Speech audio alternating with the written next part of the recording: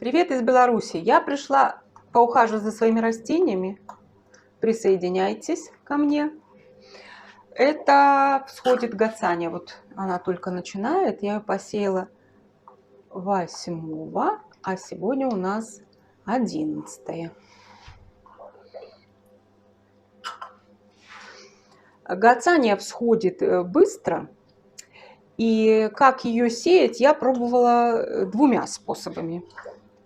То есть закрывала и не закрывала семена. Значит, если семена не прикрывать, то всходит она быстрее, буквально уже на второй день начинает всходить, но плохо сбрасывает оболочку семенную. Поэтому все-таки семена такие большеватые. Я на своем опыте убедилась, что лучше ее гацанию закрывать грунтом. Ну вот первые начали всходить, видите, первые. Только, ну ничего, взойдет, зато уже будет без оболочки семенной. Заодно польем с вами и остеоспермум. Посеяла 5 января, сегодня 11. Ну, всходит потихоньку, помаленьку.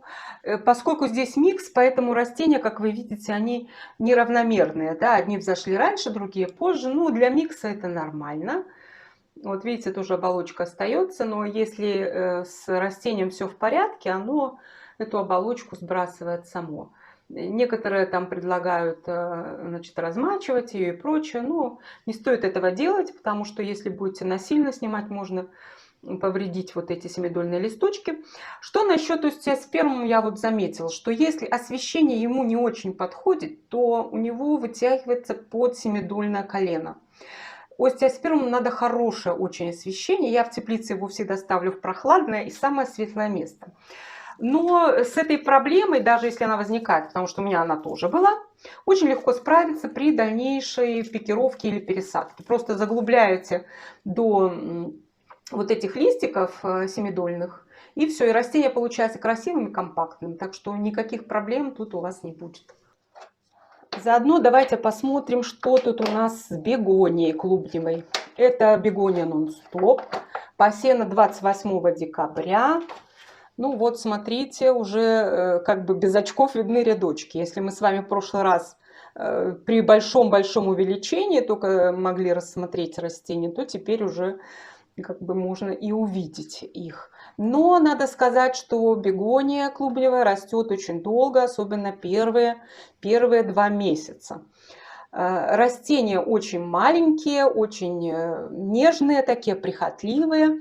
Я немножко расскажу, как я за ними ухаживаю. Как видите, они у меня накрыты такими одноразовыми крышками, многоразового использования. Ну, плошками пользуюсь давно, поэтому крышка такая, она не очень плотно прилегает, но все-таки видно, что конденсат скапливается, то есть влажность повышенная. Вот пока я держу бегонии вот под такими крышками. Вот видите, мокрый, да, конденсат есть.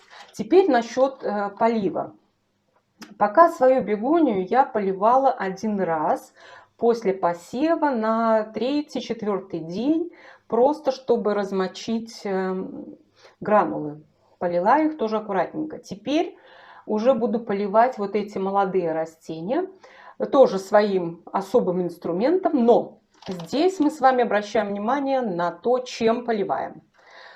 Поскольку у нас бегония очень чувствительна к солям, поэтому для полива берем максимально очищенную воду, которую вы можете себе позволить. У меня дистиллированная.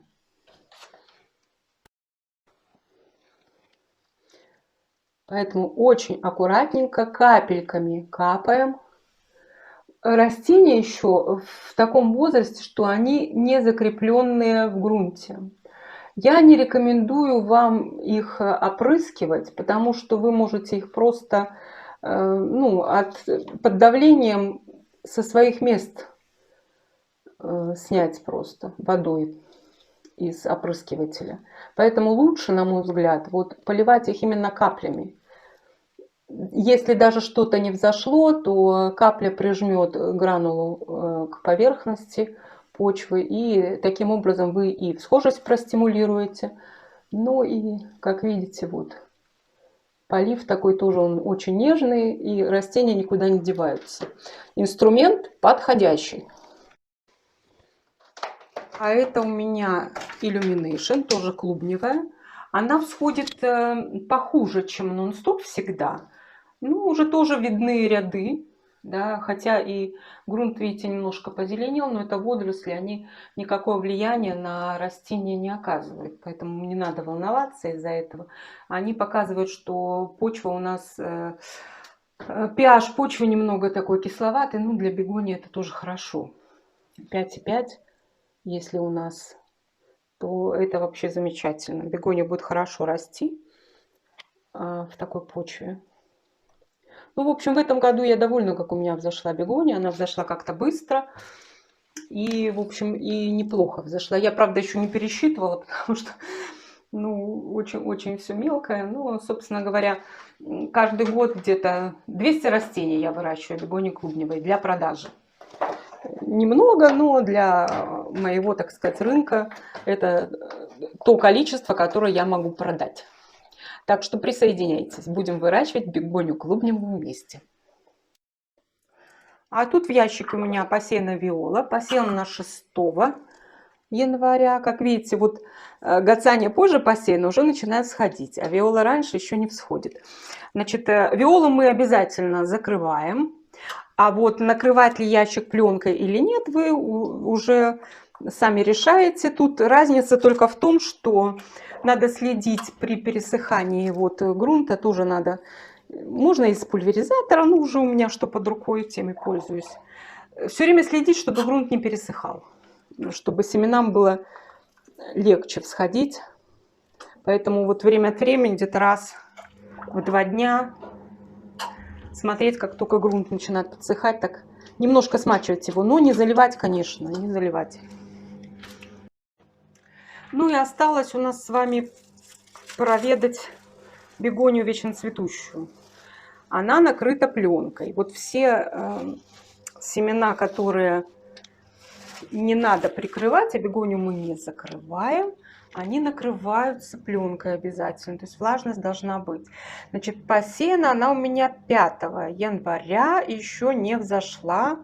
Гранулы, как видите, ну здесь, наверное, плохо видно, но вот рядочки лежат, белые стали. Это значит, они начали растворяться, потому что гранулы были желтые.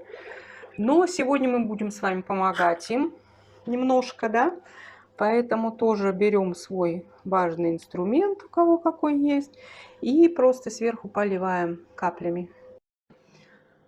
Планы такие: пока посеять во 2-й декаде января ампельную петунью, ей надо больше времени, чем обычной. А уже после 20-го начнется у нас с вами активная посевная на подоконнике. Так что заходите на канал, смотрите видео. Но у меня на сегодня все, пора прощаться.